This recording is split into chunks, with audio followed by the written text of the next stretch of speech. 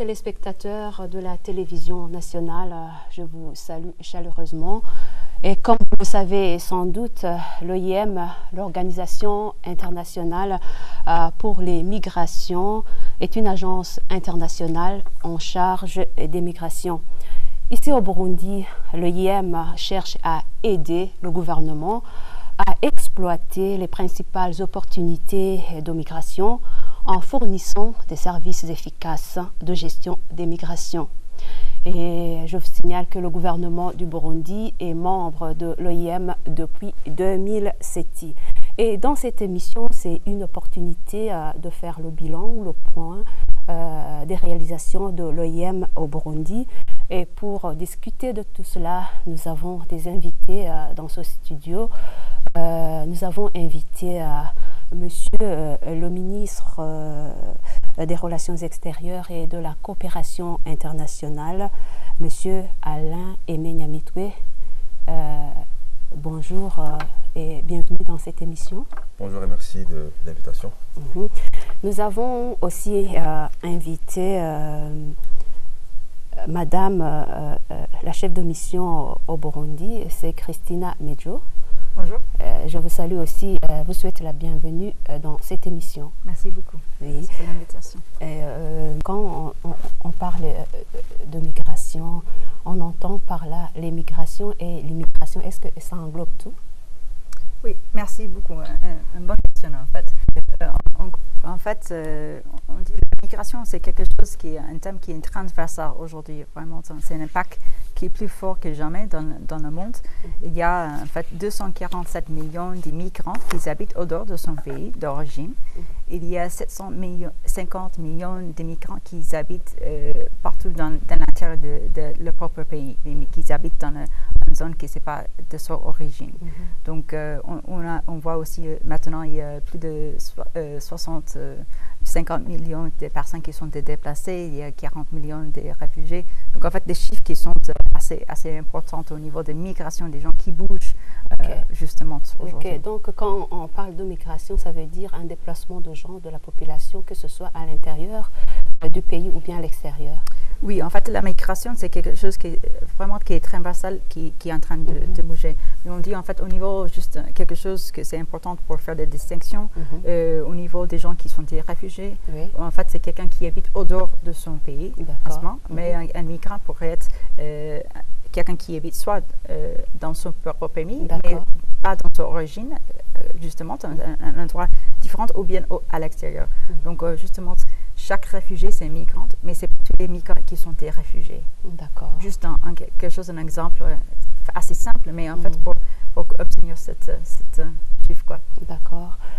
Et quelles sont les principales causes de ces mouvements, de ces migrations?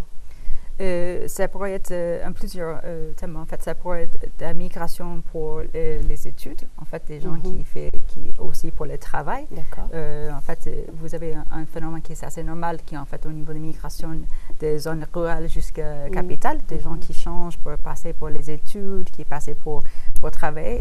Exactement. Ça pourrait aussi être question de réunification familière. Donc, vous avez des familles dans un endroit ou l'autre. Ça peut changer pour les distances. Aussi, à cause des désastres naturels, on sait que maintenant, de plus en plus, il y a pas mal des impacts de changement climatique qui impactent des gens qui sont en train qu'il faut, en fait, justement, qui sont parfois forcés de changer des endroits, ou bien aussi, ça pourrait être pour le conflit. Mais aujourd'hui, 1 sur 7 personnes, c'est migrantes dans le monde. D'accord. Et Madame la chef de mission, pouvez-vous nous parler de l'OIM en général? Quels sont ses objectifs sur le Burundi? Merci. Oui. Donc, l'OIM, donc l'Organisation internationale pour les migrations, on a été créé en 1951. Et justement, comme vous dites, l'OIM, ici à Burundi, en fait, Burundi fait partenaire depuis 2007. Donc, on travaille au niveau des domaines et aussi on est partie du système des Nations Unies et on était formel et en fait on a fait toujours travailler avec, on était une organisation internationale, mais maintenant on fait officiellement partie du système des Nations Unies depuis l'année dernière, septembre 2016. Ici au Burundi, on travaille dans les domaines traditionnels de l'OIM, donc au niveau de migration et développement, on travaille au niveau pour assister le gouvernement, au niveau aussi sur la gestion des migrations sur les frontières. On assiste aussi les migrations régulières, en fait, on assiste avec des programmes de réinstallation, par exemple, des réfugiés, et aussi au niveau des migrations et santé. Et donc, en fait, c'est des domaines assez transversaux de nouveau, mais dans quelques grands domaines, deux exemples qu'on est très fiers avec. En fait, on avait travaillé avec le gouvernement pour faire la première politique nationale de migration, c'est pas tous les pays qui font ça, donc vraiment c'est quelque chose de très très important et devrait être fier. Et aussi la première politique. On a cette politique au Burundi. Oui. Elle date de quand? Depuis 2015. D'accord. Et depuis 2016, vous avez la première politique nationale de diaspora. Et ça aussi, c'est quelque chose qui, c'est pas tous les pays qui ont ça. Et enfin, justement, ils sont en train aussi de faire une loi, en fait, justement, sur la diaspora. C'est quelque chose qui est en train de... On a les trois politiques en anglais, français et kirundi. Et en fait, ce qui était dispersé les ambassades aussi pour partager ça en ligne pour les gens qui aimeraient consulter ça, surtout la diaspora. En ce qui concerne la diaspora, je pense qu'on va y revenir en détail quand on va aborder la semaine de la diaspora qui a eu lieu récemment. Monsieur le ministre, sûrement que vous aussi, vous avez une vue globale de l'OIM. Oui, forcément. L'OIM, certes, est une organisation qui a, si vous voulez, codifié ce qui existait déjà. Même avant 1951, il y avait des migrations. Il y avait des migrants, donc des gens qui déplaçaient d'origine vers d'autres pour plusieurs raisons, comme elle a indiqué, les études, le travail, mais beaucoup plus fondamentalement chez nous. Il y a toujours eu le phénomène de transhumance qui déplace encore peut-être aujourd'hui des éleveurs d'une région vers l'autre en fonction de la disponibilité, n'est-ce pas, des ressources alimentaires pour leur bétail. Mais pour ce qui est du travail de l'OIM au Burundi, comme elle a bien indiqué, l'OIM travaille très étroitement avec le gouvernement pour, si vous voulez, répondre aux besoins des migrants. Et ces besoins sont multiples. Ils se présentent non seulement en termes de besoins matériels, mais aussi parfois de besoins psychologiques, de soutien psychologique. Et là, je vais peut-être toucher un mot très rapidement. L'OIM a joué un rôle moteur en collaborant directement avec le centre neuropsychiatrique de Kamenge pour développer un module de formation de certains auxiliaires de la santé mentale, pour le dire ainsi, pour essayer effectivement de venir en aide à ces migrants ou à ces personnes qui ont dû quitter leur lieu d'origine, parfois aussi suivant des circonstances malheureuses comme des conflits conjugaux, etc. Disons, à les prendre en charge et à se prendre en charge eux-mêmes. Et donc c'est quand même important qu'on puisse faire cette remarque. Sinon, effectivement, l'OIM, à part le travail qu'elle fait ici pour les migrants nationaux, il y a également un travail que cette organisation fait pour les migrants étrangers. C'est notamment des réfugiés qui sont ici, mais comme on l'a dit, tout réfugié est migrant, mais tout migrant n'est pas réfugié. Il se fait qu'il y a des réfugiés au Burundi qui ont besoin aussi d'un certain apport de l'OIM. Mais aux Nations Unies, comme vous savez, le travail est bien clarifié. L'OIM fait son travail, le HCR fait aussi le sien. Justement, c'est la question que j'allais aborder. Finalement, quelle est la différence entre le Haut Commissariat des réfugiés et l'OIM? Est-ce que les tâches sont partagées ou quoi? Vous complétez? Oui, exactement. Donc, on travaille en synergie, justement. Donc, en fait, le commissaire des réfugiés sont des responsabilités des réfugiés, justement, pour la protection et surtout, en fait, au niveau de Genève, en fait, il y avait une division un peu dans les occasions où, en fait, des cas de force ou bien de conflit, c'est plutôt, en fait, où des HCR qui prend un peu plus, qui prend le lead et l'OIM en fait qui vous le soutient. Et dans le cas des désastres naturels, par exemple, c'est l'OIM qui prend plus le lead et puis c'est l'HA qui le soutient. Mais au niveau du programme de réinstallation, on travaille main à main, donc c'est l'HA qui prend charge des réfugiés avec le gouvernement d'autres. Et aussi, donc après, c'est des programmes de réinstallation. Si les réfugiés sont acceptés d'y aller à un troisième pays pour l'installation, ou justement, donc c'est l'HA et l'OIM qui travaillent main à main dans ce processus. Et donc, c'est l'OIM qui fait la partie médicale et la partie de transport final. On a parlé tout à l'heure de la politique de migration. Est-ce que vous pouvez nous en dire un peu plus, les grandes lignes? Il s'agit simplement d'un document national qui clarifie la politique nationale donc en termes disons de migration. Comme elle a indiqué, il y a un distinguo à établir entre la migration d'abord et puis la diaspora. Parce qu'ici, nous parlons de migration, comment on gère les migrations au sein du pays, chez nous, au Burundi. Quelle est la politique du pays dans ce domaine? Il y a tout un document qui a été élaboré, qui est passé par le Conseil des ministres, qui a été adopté et qui avec le concours de l'OIM, a été, disons, non seulement développé, mais aussi disons, vulgarisé dans les langues nationales, français et l'anglais. C'est une bonne chose. L'anglais. Et cela, la même perspective a été suivie pour ce qui concerne la politique nationale de la diaspora. On a donc les deux éléments qui sont disponibles, sur lesquels notre ministère et l'OIM avons travaillé ensemble. On sait que l'OIM, comme on l'a souligné tout à l'heure, cherche à aider le gouvernement à exploiter les principales opportunités en fournissant des services efficaces. Quels sont ces services que l'OIM fournit? Justement, merci beaucoup. Et donc, au niveau des programmes, donc, juste au niveau de la partie santé mentale que les ministres avaient touché, c'est quelque chose de très, très important pour nous, en fait, surtout parce que vous savez, il y a un psychiatre dans tout le pays. Donc, en fait, un seul psychiatre qui travaille au Kira. Et on est très content qu'il travaille toujours en fait dans ce domaine. Donc en fait, on avait travaillé justement avec le ministère le directeur de diaspora qu'on a été assisté à former en 2014 et avec le CPK et aussi surtout avec l'Institut national de santé publique. On avait travaillé pour faire un domaine en fait de 3 ans et justement grâce à la diaspora burundaise qui avaient rentré, qui sont aussi des spécialistes dans ce domaine. Ils avaient aidé, donc c'est un processus de 3 ans, et avec un pratique, un stage, etc.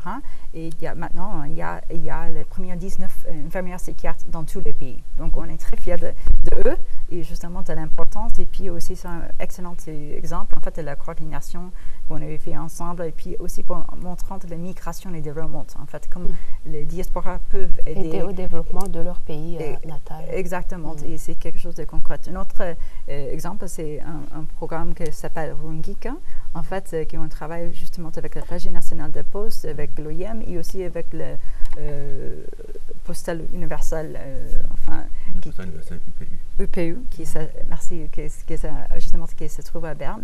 Et en fait, ce programme aussi, c'est une manière pour faire l'assistance de transfert des fonds. D'accord. Donc, le programme Rungika, pour faciliter les transferts de fonds. Exactement. En fait, de diaspora vers le pays natal. Et aussi, en fait, entre les pays. Donc, en fait, entre les migrants, même entre les familles. Donc, c'est domestique et international.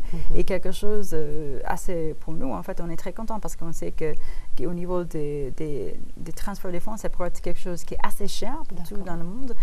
Normalement, c'est 7,7 partout, c'est un taux assez cher. Et ici, en Afrique, ça pourrait jusqu'à de 20%. Donc, on cherche avec Rungika d'être à 3,5%. Il y a quelque chose de beaucoup moins, en fait, qui coûte moins à les migrants, à la famille. Et comme ça, en fait, on peut aussi travailler des programmes pour faire aussi la formation vocationnelle et aussi pour assister à la population. On sait qu'environ 60% des populations travaillent dans le domaine agricole. Et de ça, en fait, on sait 77 sont des femmes. Donc, c'est vraiment quelque chose d'important qu'ils peuvent avoir d'accès, d'avoir les plans de crédit et puis l'accès à la banque. avec des programmes comme ça à la Poste. Parce que maintenant, on sait qu'il y a 83% de la population c'est exclue financièrement. Et on a 8 banques, mais c'est quelque chose qu'avec la Poste, que tout le monde a ce même accès.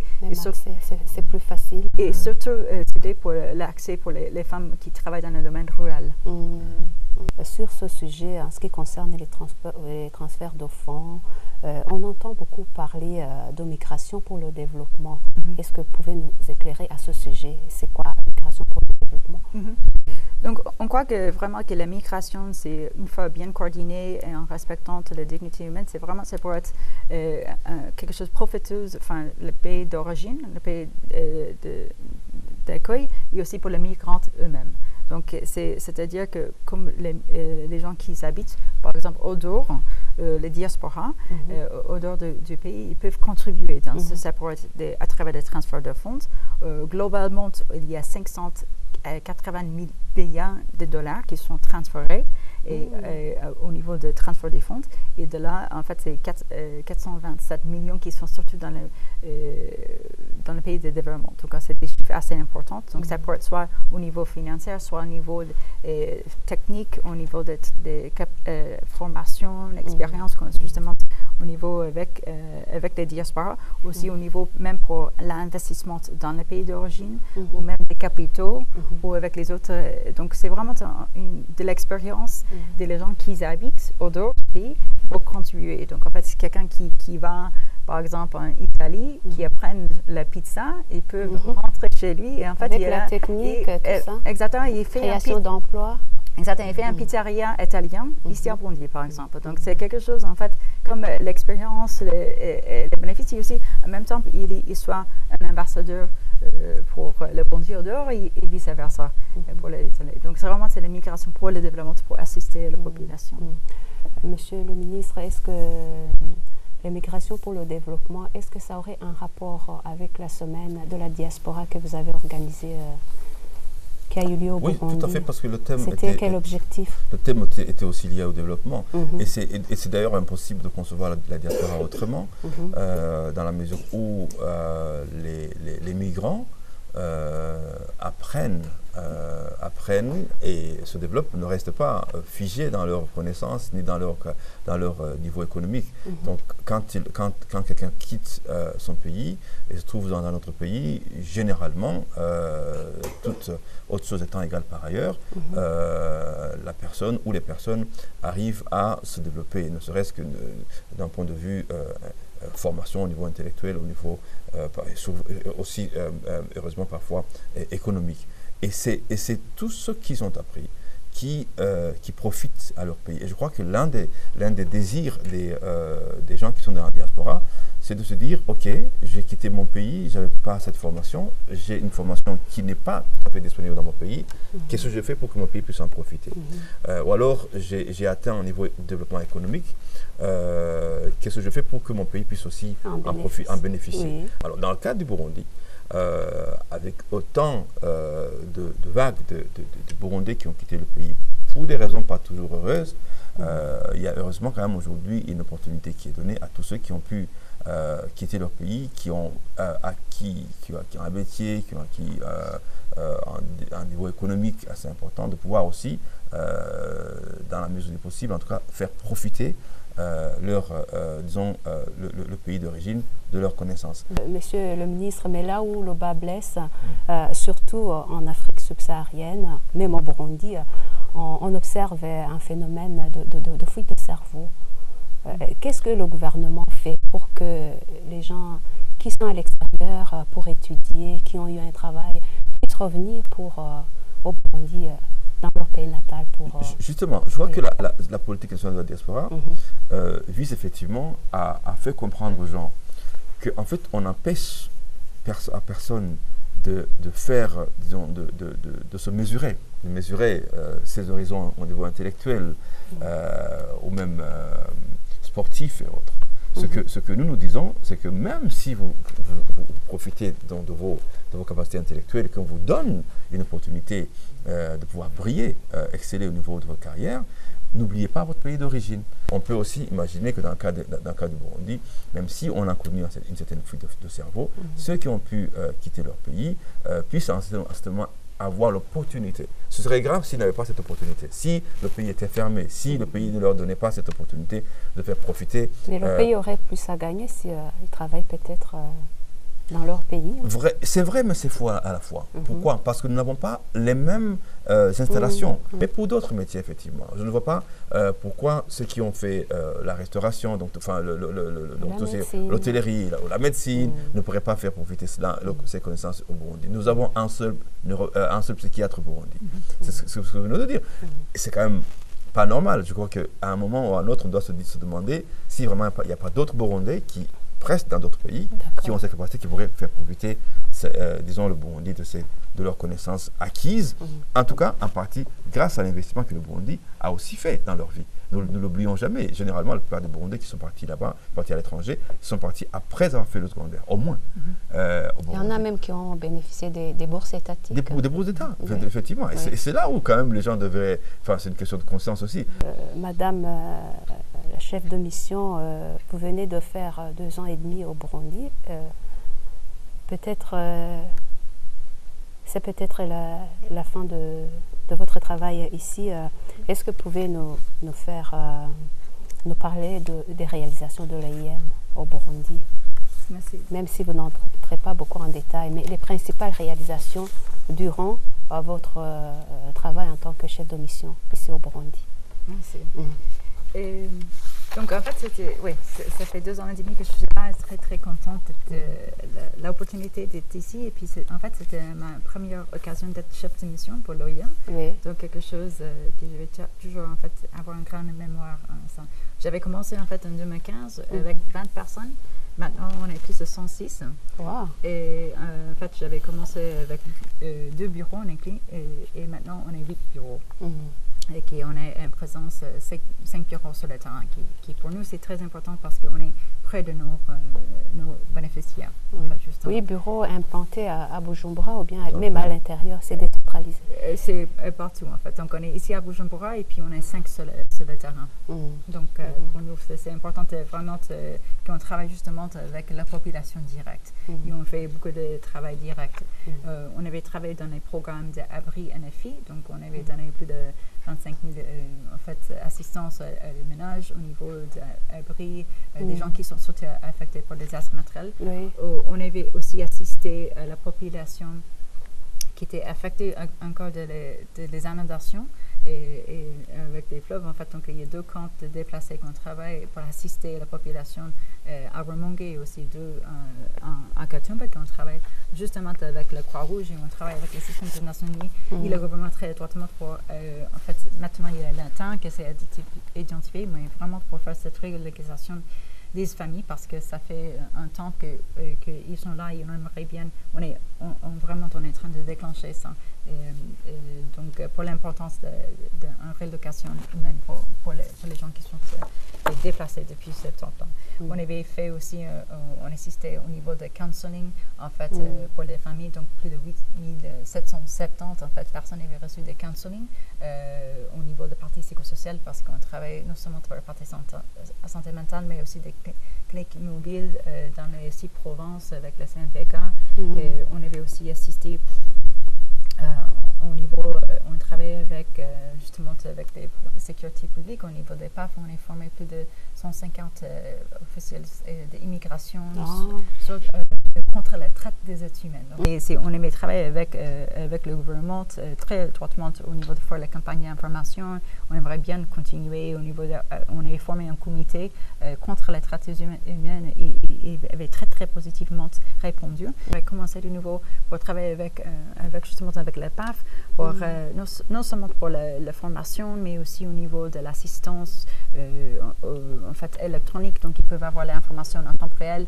C'était un temps assez intense, mais on a fait pas mal de choses ensemble avec le système de gouvernement pour le gouvernement et je sais maintenant, je crois que la continuation de la bonne collaboration, le soutien. Ça Garantir. Merci. Ça va continuer.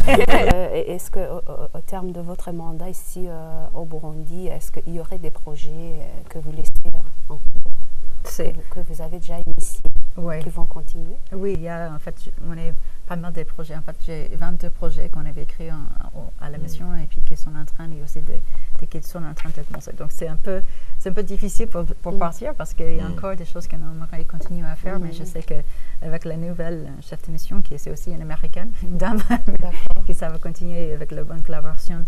Je sais qu'avec l'équipe qui est très très fort, je suis très fière de l'équipe qui est vraiment en fait qui m'a accueilli. L'équipe qui était petite maintenant est beaucoup plus grande. Et ils vont continuer et je sais qu'elle va être un excellent leadership et collaboration. D'accord. Monsieur le ministre, vous gérez le domaine de la coopération internationale. Quelle est finalement votre appréciation du travail de l'OIM au Burundi? Bon, c'est une appréciation très positive, évidemment. L'OIM n'a cessé de croître dans l'espace du temps qu'elle a vécu depuis son existence, d'abord au niveau global, mais aussi au niveau national, depuis sa première représentation. On peut voir déjà, disons, l'éventail des activités qui ont été accomplies que les 2 dernières années, et les projets qui sont dans le pipeline. Et je crois qu'il est important de savoir, et là peut-être toucher très brièvement de voir que la question de la traite des êtres humains a été gérée chaque fois qu'on a eu écho, n'est-ce pas, des cas qui pourraient concerner des Burundais ou des Burundaises. Elle était gérée conjointement avec l'OIM pour essayer d'éviter, autant que faire se peut, que des Burundaises ne soient victimes de réseaux mafieux. Nous avons travaillé avec l'Ouganda, nous avons travaillé avec le Kenya, avec Oman, avec l'Arabie Saoudite, pour effectivement essayer de trouver des solutions. Sinon, notre gouvernement a mis en tout cas un point d'honneur à s'assurer que l'OIM, comme toute autre agence des Nations Unies, bénéficie des droits, des privilèges ou des immunités qui lui sont reconnus par la Convention des Nations Unies sur les privilèges et les immunités, et tout en continuant de collaborer avec eux, comme avec toute autre agence ou entité des Nations Unies en termes de développement, de façon à ce que nous puissions répondre aux besoins directs de notre population, sans oublier de remplir aussi le mandat qui est celui du gouvernement de respecter ses propres obligations internationales. Je remercie mes 2 invités d'avoir accepté notre invitation, surtout pour venir nous éclairer sur le rôle et le travail que fait l'OIM au Burundi, ainsi que les projets, des grands projets comme Lungika. On a entendu que l'OIM fait un travail transversal, que le gouvernement du Burundi apprécie beaucoup le travail de l'OIM au Burundi. Merci de nous avoir donné tous ces éclaircissements et merci d'avoir répondu vraiment à notre invitation. Merci beaucoup pour l'invitation. Vous aussi, chers téléspectateurs de la télévision nationale, je vous remercie également d'avoir suivi cette émission.